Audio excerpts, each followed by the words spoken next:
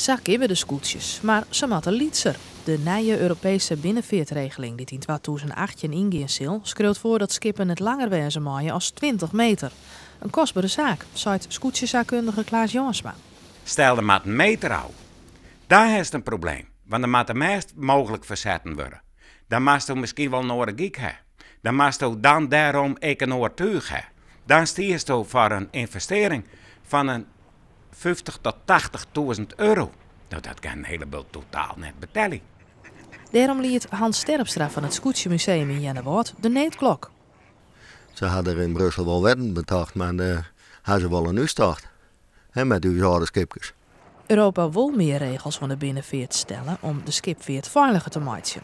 Veiligheid is natuurlijk al een heel belangrijk iets. En dat hebben we met scootjes verleden jaar. Ik denk niet dat deze regels daar helpen. Want het zwakke punt is toch bij het varen, dat is met autorijden extra en dat is met vliegen extra. Degene die het stuur beet houdt, die bepaalt een heel soort natuurlijk.